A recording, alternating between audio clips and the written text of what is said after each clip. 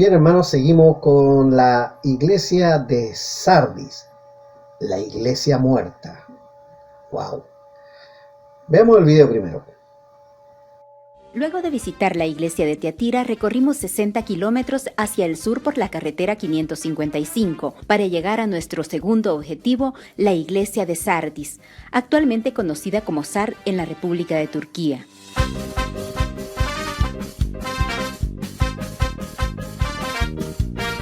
Esta ciudad fue muy próspera, era el centro comercial más importante de la región, la capital del antiguo reino de Lidia, en los años 600 a.C. La iglesia de Sardis se estableció como consecuencia del avivamiento espiritual que comenzó en Éfeso y se extendió por toda Asia Menor, según el libro de Hechos en el capítulo 19. Las ruinas de la ciudad quedaron divididas por una carretera, desde donde se puede observar un templo enorme y muy antiguo, que se remonta a unos 300 años después del templo de Salomón. En el mensaje que el Señor le envía a las 7 iglesias, esta recibe el reproche más triste. Les dice que es una iglesia muerta, que hacían obras pero solo para impresionar a la gente y no a Dios. Esta iglesia es figura de lo que podría darse en la actualidad, vivir vidas hipócritas y desordenadas, aparentar ante los ojos del mundo estar vivos, pero en el área espiritual ser una iglesia muerta.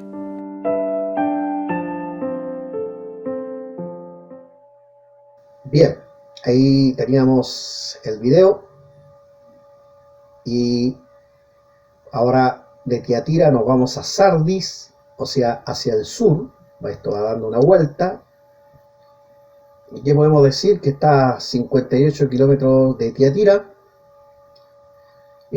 Fue la capital del reino de Lidia y muy rica y opulenta en la antigüedad. Lidia estaba al lado de Frigia y esta fue una capital, así que fue bastante rica en la antigüedad. Sus habitantes eran conocidos por su depravado comportamiento, típico de las urbes más ricas, pero de todos los que están acá eran los más depravados y conocidos por ese comportamiento. Bueno, vamos a los versículos. Dice el número 1 en el capítulo 3. Escribe al ángel de la iglesia en Sardis, el que tiene los 7 espíritus de Dios y las 7 estrellas, dice esto. Bueno, los 7 espíritus y las 7 estrellas se refieren al Espíritu Santo y las 7 estrellas a los siervos mensajeros. Más que nada para recordarlo, también lo vimos en el capítulo 1, pero es bueno recordarlo. Dice el versículo 2, yo conozco tus obras, que tiene nombre de que vives y estás muerto. Nombre de que vives. Bueno, esta iglesia tenía un gran problema. Si el Señor nos dijera eso, qué triste, una iglesia que vivía de la apariencia, pero Dios conoce las obras, porque Dios es omnisciente. Dios sabe si eso está bien o está mal. Y bueno, esta iglesia estaba bastante mal, porque tenía el nombre de que vive, se veía muy activa, pero estaba muerta. Así que una iglesia no está viva por el nivel de actividad que tenga, sino por el nivel de espiritualidad y comunión que tenga. Comunión con Dios, por supuesto. Dice, estás muerto. Bueno, en realidad agonizante, probablemente a punto de morir, y no sobreviviría. Una agonía de muerte. Aún así, se podía salvar. Mire, sé vigilante y afirma las otras cosas que están para morir, porque no he hallado tus obras perfectas delante de Dios. O sea, afirmar las otras cosas. Esto indica que podrían sobrevivir si dispusieran en su corazón buscar la santidad y la comunión con Cristo. Pero una obra que vive simplemente de actividades, sin buscar santidad y comunión, no es bendecido. Así como muchas vidas en muchas iglesias, van a la iglesia, participan en la iglesia, pero sus vidas dejan mucho que desear, no son bendecidas. Lo mismo pasa con la iglesia en general. Y bueno, está a punto de morir. Muchas de las cosas estaban muy, muy mal en esta iglesia. La carta lo dice todo con ese versículo, ¿cierto? Que es casi lapidario. Versículo 4. Pero tienes unas pocas personas en Sardis que no han manchado sus vestiduras y andarán conmigo en vestiduras blancas porque son dignas. Bueno, esas pocas personas que estaban en Sardis es un remanente. Era la razón por la cual no moría todavía la iglesia. Así de sencillo. Bueno, las vestiduras blancas se refiere a la pureza y es sinónimo de santidad, el anhelo de todo buen cristiano. Entonces la iglesia en general estaba por morir, como muerta, muy activa, pero poco santa, poca comunión, poca espiritualidad, mal testimonio. Probablemente tenía tan mal testimonio como los habitantes de Sardis, que ya dijimos en un principio, eran conocidos por su desordenado tipo de vida, por su disipación. Entonces acá era lo mismo, probablemente. Esa es la razón por la que el Señor lo estaba retando. Bueno, dice el versículo 5, el que venciere será vestido de vestiduras blancas, y no borraré su nombre del libro de la vida, y confesaré su nombre delante de mi Padre y delante de sus ángeles. Bueno, destacamos ahí la frase, no borraré su nombre del libro de la vida. Este es un pasaje muy mal entendido, muy mal entendido. Se han dicho muchas cosas y sobre todo que la salvación se pierde, porque aquí dice que el que venciere será vestido de vestiduras blancas y no borraré su nombre del libro de la vida. Bueno, tal vez el punto y coma muestra una diferencia ahí. El que venciere será vestido de vestidura blanca. Eso es un hecho, es una verdad. Y bueno, todo vencedor no es borrado del nombre del libro de la vida. Ahora leamos lo que puse yo ahí, es un pasaje malentendido. ¿Quiénes vencen? Los creyentes, pues hermano. Los creyentes son los que vencen siempre. ¿Quiénes pierden? Los falsos profesantes. Así que los creyentes no pueden ser borrados, los no creyentes no pueden ser borrados porque jamás han sido inscritos. Así que aquí el versículo no está hablando de que la salvación se pierde. Este es un versículo que muchos utilizan para decir que la salvación se pierde, pero no está usando eso. Siempre, como dije desde un principio, muchos versículos están para hacer un contraste entre creyentes y falsos profesantes. Entendemos que un creyente siempre es salvo por lo que la Escritura dice, la salvación no se pierde, pues es sellado por el Espíritu Santo de Dios, Efesios 1:13, 4:30, lo dice muy claramente. Sin embargo, hay algunos falsos profesantes, y los falsos profesantes están en medio de la iglesia, trabajan en la iglesia, se ven como vivos pero están muertos. Y una persona que no ha nacido de nuevo, no está inscrita en el libro de la vida, difícilmente será borrado porque nunca ha sido inscrito. Sin embargo, los creyentes que han sido inscritos en el libro de la vida, no será borrado. Eso está hablando el versículo. No es mucho lo que haya que explicar, pero lamentablemente algunos lo utilizan para dar rienda a la idea y la falsa idea de que la salvación se pierde. Bueno, no está bien eso. Este pasaje, mire hermanos, va de la mano, creo que viene muy bien, leer Romanos capítulo 8, 37 al 39, tal vez a algunos le signifique mucho más esto. Dice el 37, antes, en todas estas cosas somos más que vencedores por medio de aquel que nos amó, por lo cual estoy seguro de que ni la muerte, ni la vida, ni ángeles, ni principados, ni potestades, ni lo presente, ni lo porvenir, ni lo alto, ni lo profundo, ni ninguna otra cosa creada nos podrá separar del amor de Dios, que es en Cristo Jesús, Señor nuestro. Así que ahí tenemos, pues hermanos, la salvación no se pierde, no es una verdad eso. Y bueno, ahí entiende usted ahora el contexto en el que se está diciendo esta frase. El que tiene oído, oiga lo que el Espíritu dice a las iglesias, dice el versículo 6. Bueno, también oigamos nosotros el día de hoy. Pasamos a la iglesia de Filadelfia, la iglesia paciente. Así como la iglesia de Esmirna, esta es la otra iglesia buena, digamos, dentro de todas. Veamos el video primero.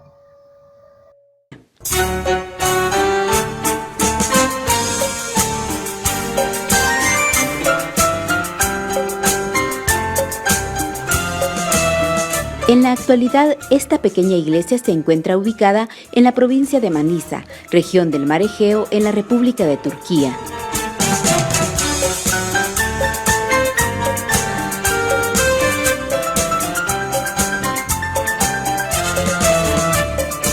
La iglesia de Filadelfia figura en el capítulo 3 del libro del Apocalipsis y es la única entre las 7 que no tiene ninguna queja. Al contrario, el Señor le promete que por su fidelidad será protegida en medio de la calamidad y de la prueba. Todas las iglesias del Asia Menor fueron destruidas por los maometanos, miembros de la religión fundada por Mahoma en el siglo XIV, pero la iglesia fiel se mantuvo. A pesar de contar con pocos miembros y escasos recursos, eran leales a Dios y fieles a su palabra.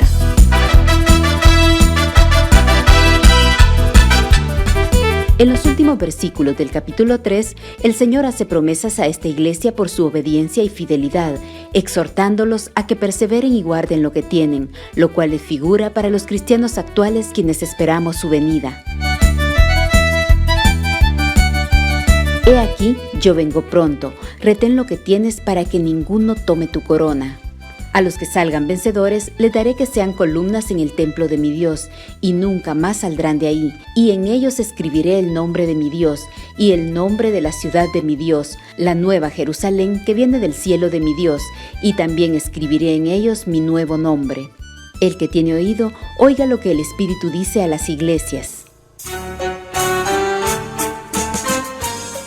Bueno, ahí está el video. Vamos al mapa. De Sardis nos vamos a Filadelfia. Y está a 56 kilómetros de Sardis. Y ¿qué más tenemos? Significa amor fraternal. Aquí también destaco, así como destaqué el nombre de Esmirna, que significa mirra. Acá significa amor fraternal. Bueno, ese nombre fue puesto en honor al rey Átalo II, que tenía una estrecha relación con su hermano Eumenes, rey de Lidia. Así que Sardis, por ejemplo, o Tiatira o Pérgamo, todo eso pertenecían a la provincia de Lidia, pero Átalo y Filadelfia pertenecían a la provincia de Frigia.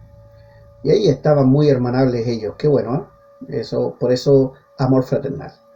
Actualmente existen cristianos ortodoxos en ese lugar. Actualmente, mire hermano, este dato. A pesar del Islam, ciudad donde nunca ha dejado de existir la iglesia.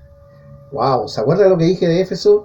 Que la iglesia de Éfeso se rastrea hasta el año 500 después de Cristo. Fabuloso. Bueno, esta iglesia se puede rastrear desde los tiempos de Cristo hasta el día de hoy. Nunca ha dejado de existir el cristianismo en ese lugar, a pesar de que es un país ahora islámico. Turquía es un país islámico. Y usted sabe que el Islam es duro contra la iglesia. Ahora no estoy diciendo si esta es la misma iglesia, aquella fundada por los creyentes del Nuevo Testamento. No estoy diciendo eso. Pero por alguna razón siempre se ha mantenido el cristianismo en este lugar, en esta ciudad de amor fraternal. Y curiosamente, la carta, que es una de las buenas cartas, junto a la de Esmirna, habla de cristianos pacientes y verdaderos. quizás los cristianos del día de hoy le deban mucho a los cristianos de la iglesia de Filadelfia. Bueno, un interesante dato a considerar en todo caso. Vamos a los versículos y dice, versículo 7, escribe al ángel de la iglesia en Filadelfia. Esto dice el santo, el verdadero, el que tiene la llave de David, el que abre y ninguno cierra, y cierra y ninguno abre. Bueno, ahí destaco la frase la llave de David, el que tiene la llave de David. Bueno, es la llave del reino prometido al rey David. Solo Cristo lo puede abrir y cerrar. Cristo le prometió un reino imperecedero. Bueno, Cristo tiene las llaves de ese reino, como los reyes se colgaban una llave en el hombro y portaban las llaves del reino. Eran soberanos. Y bueno, Cristo nuestro Señor es soberano sobre el reino que viene. Precisamente, recuerda que el libro de Apocalipsis es un libro escatológico que está hablando del día de juicio del Señor, el día grande y terrible. ¿Pero para qué? Para instaurar su reino milenial. Entonces, es Cristo quien tiene la llave para abrir y cerrar todo. Obviamente, a eso se refiere. Entonces ellos entendían muy bien esta referencia alusiva al rey David. Versículo 8, yo conozco tus obras, he aquí he puesto delante de ti una puerta abierta, la cual nadie puede cerrar, porque aunque tiene poca fuerza, has guardado mi palabra y no has negado mi nombre. Bueno, destaco puerta abierta ahí, la puerta de las oportunidades, la puerta para evangelizar, a pesar de la oposición, a pesar de su poca fuerza, pero de una fe determinante. Por eso el Señor le dice, yo conozco tus obras, pero he aquí he puesto delante de ti una puerta abierta. Esta iglesia no se cansaba de hacer la obra, porque miren cómo dice ahí la segunda mitad del versículo, porque aunque tienes poca fuerza, has guardado mi palabra. O sea, no se habían corrompido en nada y no han negado mi nombre. O sea, al contrario, predicaban el nombre, eran incansables, estaban totalmente determinados a llevar el nombre del Señor, no importa el estado en que esté el mundo, ellos estaban decididos a llevar el nombre de Cristo. Esta es una iglesia, hermano, que debe ser una aspiración de toda iglesia, de todos nosotros, como pastor, como hermano en Cristo, debiera ser una iglesia que nosotros admiremos e imitemos. Bueno, dice, has guardado mi palabra. Las circunstancias no cambiaron su mensaje, hermanos, y en vez de negar, fueron firmes y fieles. ¿Usted está dispuesto a predicar el nombre de Cristo a pesar de las circunstancias? A pesar de todo lo que hay hoy día en contra, lo que se escribe en Facebook, lo que se escribe en las redes sociales, lo que escribe el ultrafeminismo, la ideología de género, en contra de las cosas de Dios, una creciente oposición de izquierda que no cree en Dios, ese ateo activo o activista que quiere enseñarle al mundo que Dios no existe, o esa relatividad filosófica.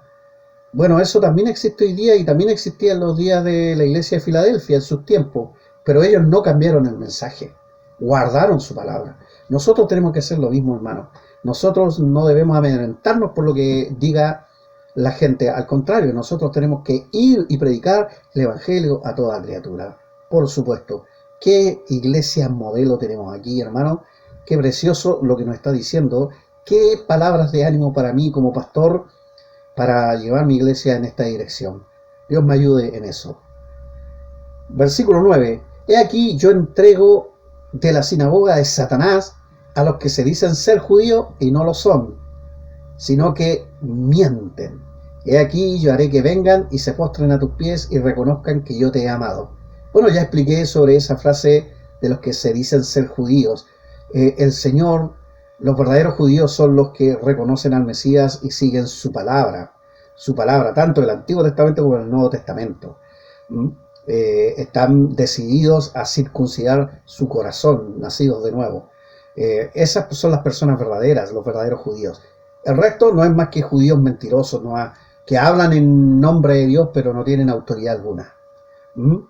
¿Qué puse aquí? Un verdadero judío es uno que reconoce a su propio Mesías y no persigue a sus discípulos. Así que estos eran judíos mentirosos de todas maneras, porque los perseguían a ellos. Un verdadero descendiente de Abraham es uno que tuvo su misma fe. ¿Y cuál es la fe de Abraham? Que creyó a Dios y su fe le fue contada por justicia. ¿Cree usted que Abraham hubiese rechazado a Cristo si hubiera estado en los tiempos de la venida de Cristo? ¿O Cristo hubiera estado en los tiempos de la venida de Abraham? No, por supuesto que no. No, porque él creía firmemente en las promesas de Dios y también creía en el anuncio de un Mesías. Si el Señor hablaba de eso, prometía eso, él lo creía. De hecho, él estuvo dispuesto a sacrificar a su propio hijo porque Dios se lo pedía, así de obediente era. Él era un verdadero, judío, padre de la nación judía. Así que un verdadero descendiente de Abraham es uno que tuvo su misma fe. No por nada está dentro de los héroes de la fe de Hebreos capítulo 11, querido hermano, porque era un verdadero judío. Y saben, los que se empiezan a mostrar ahí, los verdaderos héroes de la fe, son verdaderos judíos que creyeron a Dios, que siguieron a Dios, que incluso interactuaron con Cristo en las cristofanías en el Antiguo Testamento. Pero no negaron a Cristo, no hubiesen crucificado a Cristo de ninguna manera. Así que Dios entrega de la sinagoga de Satanás a los que se dicen ser judíos y no lo son. Son mentirosos. Versículo 10.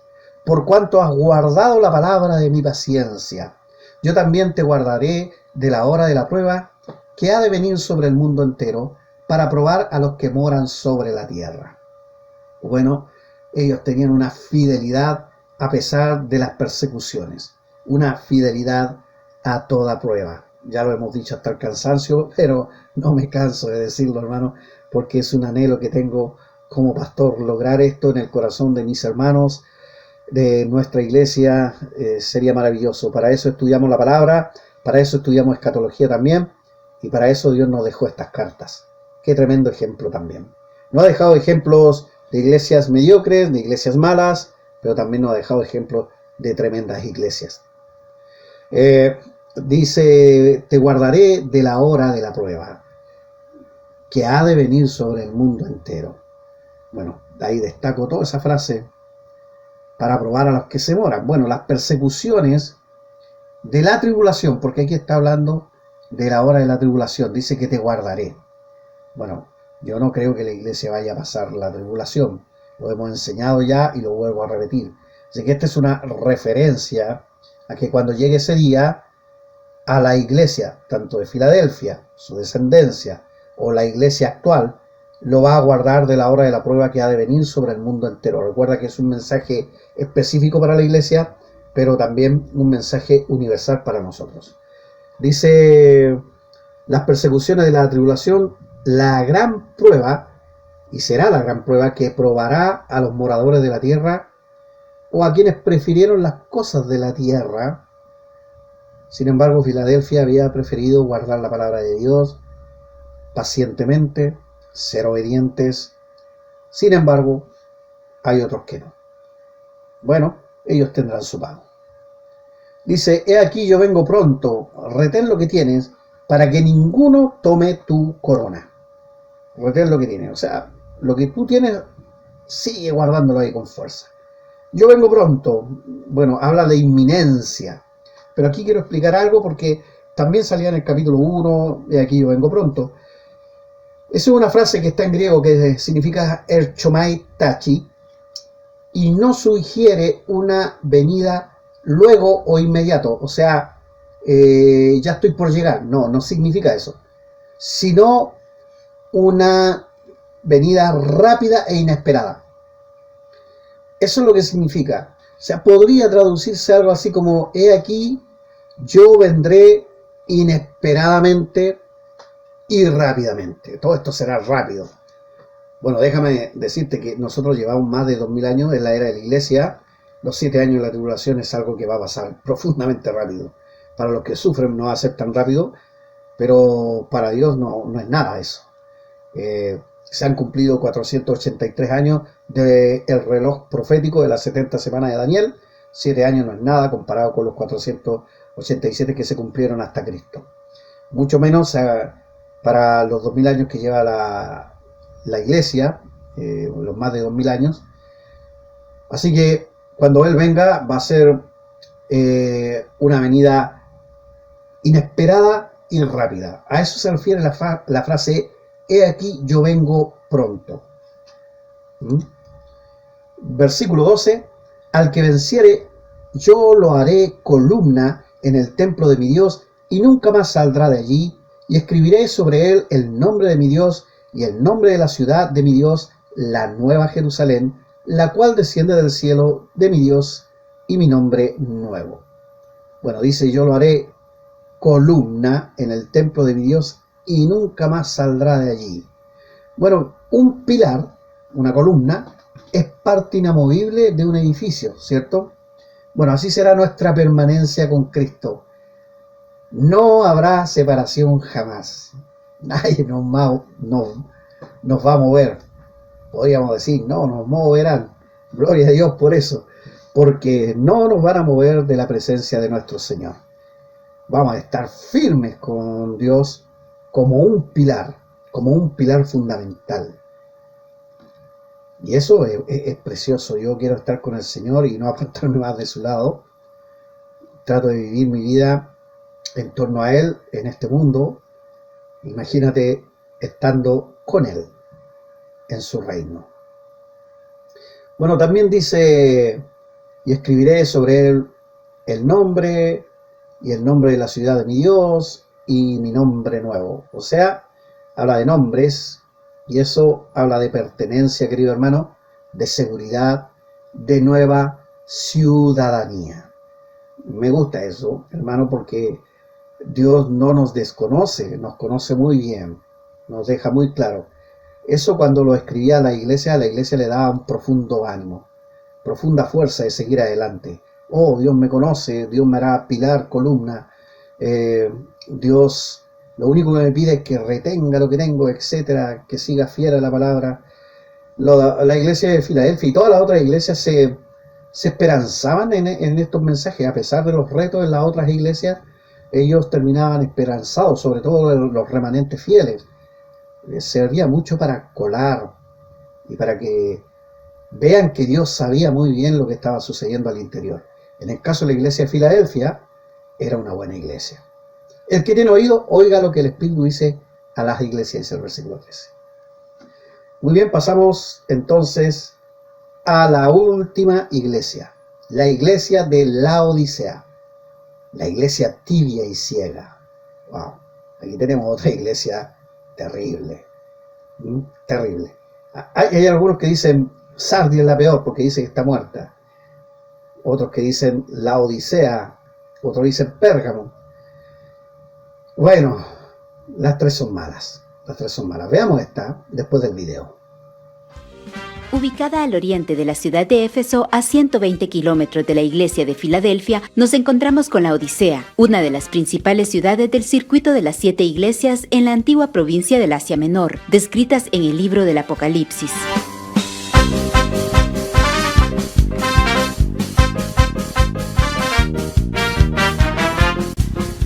Bien amigos, en esta oportunidad corresponde el turno a la iglesia de Laodicea, una de las 7 iglesias que están ubicadas acá en Asia Menor.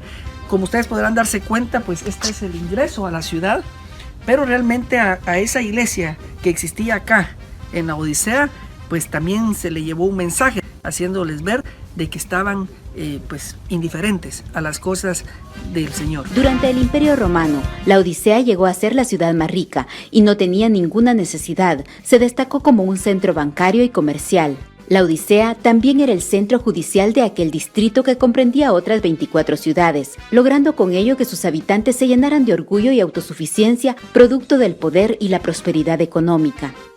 Podemos ver restos de lo que fue el Mimá acá en esta iglesia de la Odisea era prácticamente donde pues las personas eran juzgadas en este lugar. Hoy en día, en un cercano valle, aún se puede observar una fuente de aguas termales enorme, la cual suministraba el agua a los habitantes de la Odisea, Hierápolis y Colosas, 3 iglesias que interactuaban intensamente debido a su cercanía.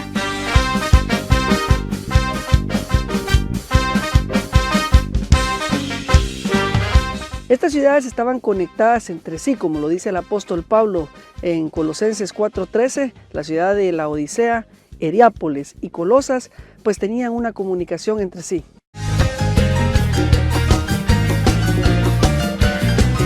La iglesia de la Odisea fue probablemente establecida por algún discípulo de Pablo, cuando el apóstol ministraba en Éfeso. Posteriormente, el mismo Pablo llevó el mensaje de Dios a estas importantes ciudades.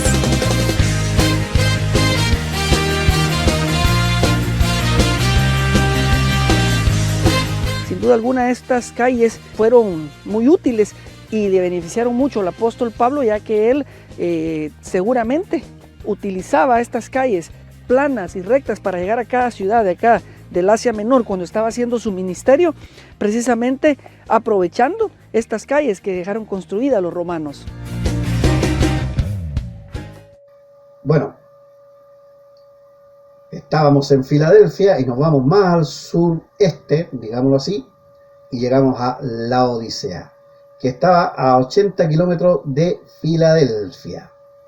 Era la más rica de las 7 ciudades, a diferencia de Sardis, que fue la más rica. La Odisea, perdón, ahora era la más rica de las 7 ciudades. Tan rica se dice que cuando tuvo un terremoto y una destrucción, no tuvo que pedir dinero para levantar nuevamente la ciudad. Así de rica era esta ciudad. La tradición cuenta que Epafras, el consiervo amado, fue el fundador de la iglesia. El apóstol Pablo lo menciona, dice que fue su compañero de prisiones también, y le llama consiervo amado. Fue el fundador de la iglesia. Eso es lo que cuenta la tradición. Es muy probable, la tradición tiene mucho que decir también porque estuvieron muy cerca de aquellos tiempos, y es probable. No hay nada seguro, pero es probable. Yo por lo menos creo que sí. Versículo 14. Y escribe al ángel de la iglesia en la Odisea: he aquí el amén, el testigo fiel y el verdadero, el principio de la creación de Dios, dice esto. Bueno, ahí destaco el amén. Bueno, el amén significa así es, o desierto. Hermanos, Cristo es el amén de sus promesas. Y eso es lo que dice: he aquí el amén y el testigo fiel y verdadero. Entonces, qué lindo como comienza a hablarle a esta iglesia. Probablemente porque esta iglesia estaba olvidando que Él era veraz, verdadero, fiel, y es el amén de sus promesas, o sea, se cumplen sí o sí. Y ojo, las promesas de bendición, Dios las cumple. Las promesas de cuidado, Dios las cumple. Y las promesas de juicio, Dios también las cumple. Así que Él es el amén de sus promesas. Dice, el principio de la creación de Dios dice esto. Bueno, una referencia a Hebreos 1:2, que dice lo siguiente. Hebreos capítulo 1, versículo 2. En estos postreros días nos ha hablado por el Hijo, a quien constituyó heredero de todo y por quien asimismo hizo el universo. Así que ahí estaba en concordancia lo que dice la palabra con lo que también escribía el escritor del libro de Hebreos. No se sabe quién es el escritor del libro de Hebreos, pero Cristo es el principio de la creación de Dios. O sea, Él creó todo y estuvo en el principio. No es que Él sea el primero creado, no está hablando de eso. Lamentablemente los testigos de Jehová eso es lo que creen.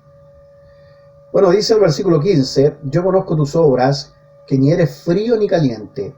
ojalá fueses frío o caliente. Bueno, ya empezaron los retos a la iglesia de la Odisea. No eres ni frío ni caliente. Bueno, para mí esta iglesia alguna vez hirvió en fe y servicio, pero ahora eran cómodos, inútiles, poco confiables, inconsecuentes. ¡Wow! Ahí está la referencia de frío, o sea, tibio, ni frío ni caliente. Porque al igual que Sardis, se veía como muerto, pero ellos creían que estaban vivos. O sea, ante la gente, el común, se veían como una iglesia muy activa, pero estaba muerta. Esta obra es similar a la de Sardis, así que no es tan distinta. Mire, acá dice, ojalá fuese frío o caliente. Ojalá.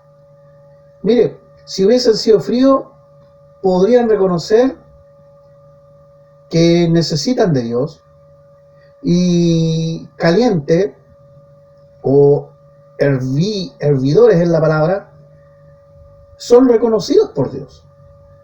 Pero el tibio cree equivocadamente estar bien. Bueno, ahí no debiera ir la coma. El tibio cree equivocadamente estar bien. Así que por eso dice, ojalá fueses frío o caliente, porque de hecho, ¿quiénes son los que se convierten a Cristo? Los que son fríos y reconocen que están mal. ¿Quiénes son los bendecidos por Dios? Los que están al calor del Señor. Pero ¿quiénes son los vomitados por Dios? Los tibios, porque ellos creen estar bien, pero están profundamente equivocados. Pero dice 16, pero por cuanto eres tibio y no frío ni caliente, te vomitaré de mi boca. O sea, es un rechazo desagradable para Dios. Una iglesia tibia es lo más desagradable para Dios, al punto que los vomita de su boca. No tiene mucha contemplación con las iglesias tibias. Y las iglesias tibias son las que terminan cómodas, inútiles, poco confiables, inconsecuentes. 17. Y aquí les dice, ¿por qué son todo eso? Tibios. Porque tú dices, yo soy rico y me he enriquecido y de ninguna cosa tengo necesidad. Y no sabes que tú eres un desventurado, miserable, pobre, ciego y desnudo. Bueno, el Señor en su omnisciencia sabe muy bien lo que son. Pero ellos, en su insolencia, en su soberbia, creían que eran ricos y que no tenían necesidad de nada. De hecho, si usted me pregunta, ¿qué es peor? ¿La de Sardis, que estaba como muerta, o la de la Odisea? Bueno, la de Sardis tenía apariencia de viva, pero estaba muerta. Hacían hartas actividades, pero lejos de la comunión con Dios. Pero esta era como muerta igual, pero soberbia. Así que aquí hay un ingrediente, a diferencia de Sardis, que es peor todavía. Una iglesia que creía estar bien, y peor aún, que creía que no tenía necesidad de nada. No. Las iglesias tenemos necesidad de Dios en todo momento, en todo tiempo.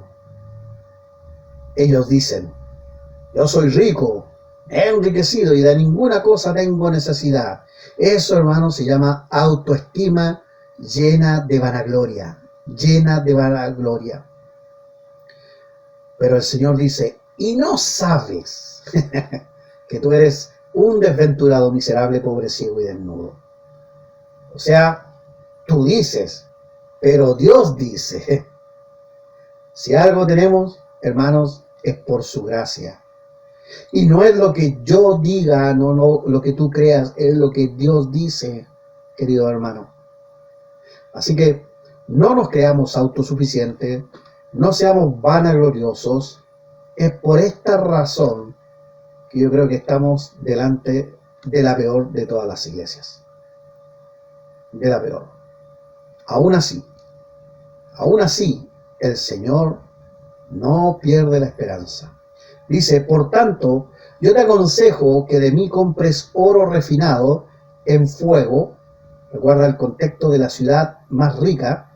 Aquí él también usa los términos de riqueza.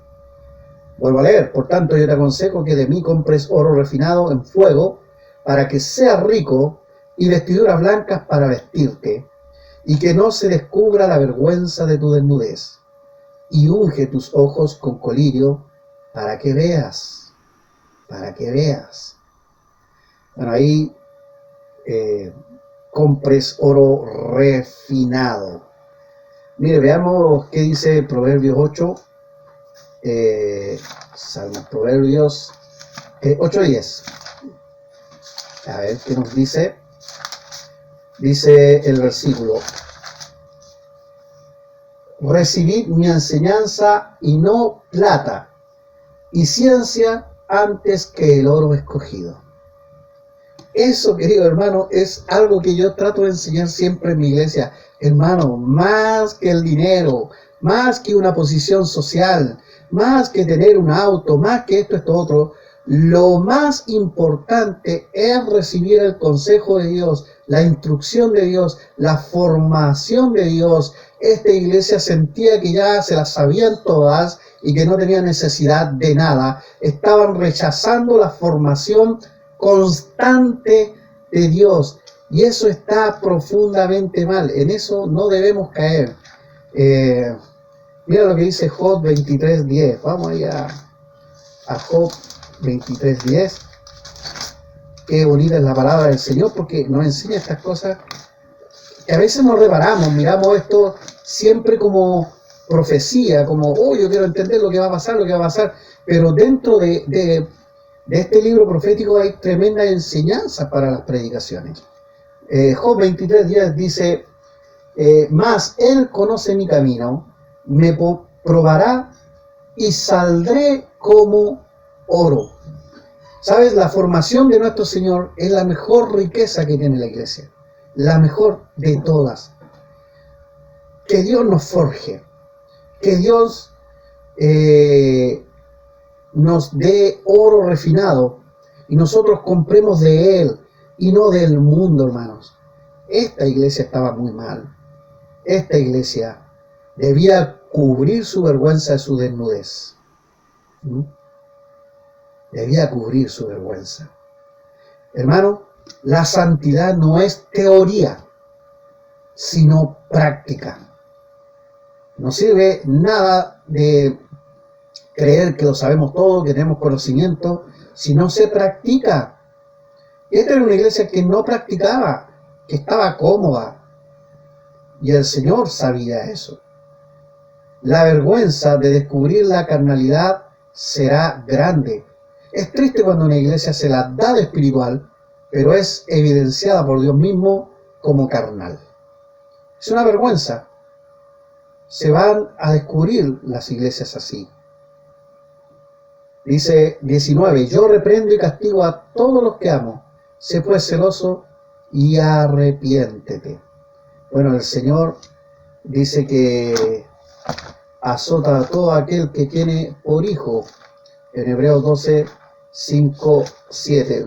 Dice exactamente, y habéis ya olvidado la exhortación que como a hijos se os dirige, diciendo, hijo mío, no menosprecies la disciplina del Señor, ni desmayes cuando eres reprendido por Él. Porque el Señor al que ama disciplina y azota a todo aquel que recibe por hijo. Si soportáis la disciplina, Dios os trata como a hijos, porque ¿qué hijo es aquel a quien el Padre no disciplina? Mira cómo parte el texto de Hebreos. El texto de Hebreos dice, y habéis ya olvidado la exhortación que como a hijos se dirige. Bueno, la iglesia de la Odisea había olvidado que tenía un padre que los iba a disciplinar. Y con esta carta le está recordando. No, está muy mal. Ustedes están actuando como si no tuvieran Dios, como si no tuvieran padre, como si Cristo no existiese. Y eso está profundamente mal. Versículo 20. He aquí yo estoy a la puerta y llamo. Si alguno oye mi voz y abre la puerta, entraré a él y cenaré con él y él conmigo. Bueno, hermanos, este es un versículo que se usa mucho en el evangelismo, pero es bueno decir que en el contexto que está, es en el contexto de la iglesia, de hablar a la iglesia. Yo estoy aquí a las puertas de la iglesia hablando para que atiendan a mi llamado. Así que este es un versículo, querido hermano, que está en primera instancia hablando y apelando a los hermanos a que entren en razón. Bien, pastor, pero esto se puede usar como versículo evangelístico. Personalmente yo creo que de ninguna, o sea, de todas maneras, porque Dios nos busca y el hombre es responsable. O sea, se produce una profunda comunión en la gracia de Dios, pero el hombre es responsable de responder cuando Dios nos busca. Así que Dios también busca al hombre, porque Dios es quien nos busca, nosotros no buscamos a Dios. Dios es quien nos llama, nosotros no queremos ir a Dios. El mismo Señor Jesucristo decía, vosotros no queréis venir a mí. Dios no impide que nosotros vayamos, pero nosotros no queremos ir porque nosotros preferimos la perversidad de este mundo. Estamos sumidos en pecado que nos impide ver ese llamado. Pero aún así Dios se la ha arreglado para que se predique el Evangelio, para que se hable, y Él toca la puerta del corazón humano. Sí, claro que sí. Y el hombre es responsable de responder. El hombre es responsable de responder. Así que yo no tengo un problema, como algunos sí tienen un problema de usarlo, etc. Pero sí advierto que el contexto primario es hablarle a la iglesia. 21. Al que venciere, le daré que se siente conmigo en mi trono, así como yo he vencido y me he sentado con mi Padre en su trono. Bueno, nuestro Señor Jesucristo reina con nuestro Señor, y esta es una referencia al creyente triunfador que reinará con Cristo versus a los que no son verdaderos creyentes. ¿Sabe? Un creyente puede equivocarse, puede caer, puede tener incluso estos errores que son mencionados en esta iglesia, pero cuando Dios llama y toca la puerta de la iglesia, o toca a la puerta de su corazón, a través de la palabra, a través de una dura palabra, el creyente siempre se vuelve. El creyente siempre se arrepiente. El creyente siempre vuelve a los caminos del Señor. Así que el creyente que vence, porque siempre va a vencer, siempre reinará con Cristo. Se sentará en el trono, estará con Él, como Cristo se sentó en el trono del Padre. Así que no hay duda alguna que el creyente es vencedor. Bueno, ya vimos el pasaje que somos más que vencedores, dice Romanos capítulo 8. 22. El que tiene oído, oiga lo que el Espíritu dice a las iglesias. Y vuelvo a recordar el concepto, hermanos, que estas eran iglesias históricas, pero que tienen una aplicación universal. ¿Ya? Iglesias históricas que tienen una aplicación universal. Bien, ahí terminamos las 7 iglesias y solamente contarle otra cosita antes de terminar. Bueno, hay un grupo de personas que creen que las 7 iglesias, cada una de ellas representa un periodo de tiempo en la historia de la iglesia. Por ejemplo, la iglesia de Éfeso representa la iglesia primitiva, y así sucesivamente, y la iglesia de la Odisea, que es la última, representa la iglesia actual. Entonces, son iglesias que van a través de las edades de estos más de 2000 años que tiene la iglesia de nuestro Señor Jesucristo.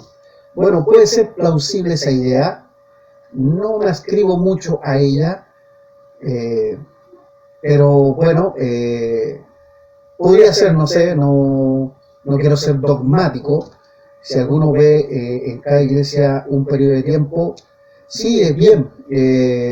No he profundizado mucho en esa área, querido hermano.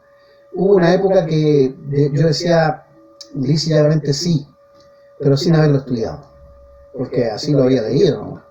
Pero soy honesto en decirlo. Así que Si usted, querido hermano, es de aquellos que creen que una iglesia representa un periodo de tiempo en la historia de la iglesia, partiendo con la de Éfeso como la iglesia primitiva y terminando la iglesia de la Odisea como la iglesia actual,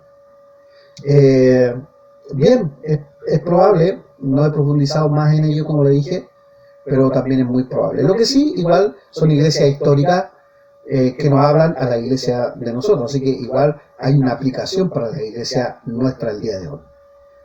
Muy bien, pasemos a repasar un poco el cuadro profético para terminar. Muy bien. Ya, hagamos el último repaso y dice así, queridos hermanos. Vamos rápidamente. En el 444 está el edicto de Artajerjes a Nehemías. Recuerde el libro de Nehemías, pasaje 1 y 2. Hasta el sacrificio de nuestro Señor Jesucristo, el año 33 después de Cristo, se cumple la semana 69 de Daniel o los 483 años judíos. Serían 476 años, no salían años griegos o calendario griego. Desde ahí, Cristo y el comienzo de la iglesia, o la edad de la iglesia, o la llamada plenitud de los gentiles, que es el gran paréntesis de por qué no se han cumplido los 7 años que faltan, porque ahí hay un misterio, la iglesia, que es alcanzar a toda la gente y poder salvar lo más posible. Luego de eso, al final de la iglesia, nosotros esperamos el rapto, el traslado, el arrebatamiento, para vivir el tribunal de Cristo o las bodas del Cordero, mientras abajo se vive la semana 70 de Daniel. Ahí faltaban 7 años, ahí se cumplen los 7 años de tribulación, el trato que tiene Dios con Israel y todos los que le rechazaron. Al final de esos 7 años, Cristo viene en su segunda venida. Esa es su segunda venida, no es el rapto su segunda venida, solamente esa que está ahí, para instaurar el milenio, que es la última de las 7 dispensaciones, y finalmente cielos nuevos y tierra nueva. Que bueno, ahora lo vamos a hacer, mire, de manera más rápida, nuevamente el repaso, porque así tiene que ser. 444 a.C. hasta Cristo el 33 después de Cristo, se cumple la semana 69 de Daniel, o los 483 años judíos, y el comienzo de la iglesia, o edad de la iglesia, parte ahí, o la plenitud de los gentiles, y el rapto es lo que espera la iglesia al final, para la iglesia, para vivir en el cielo nosotros un tribunal de Cristo, las bodas del Cordero, mientras abajo se vive los 7 años de tribulación, o la semana 70 de Daniel, y al final de eso Cristo viene en su segunda venida a poner orden, a pelear la guerra del Armagedón, tener victoria y atar a Satanás por 1000 años para instaurar su milenio, que es la última de las 7 dispensaciones, y luego de eso cielo nuevo y tierra nueva. Gloria a Dios. Hagan ese repaso constantemente y se lo van a aprender de memoria. Muchas bendiciones, que Dios me los cuide. Nos vemos en el próximo video. Chau.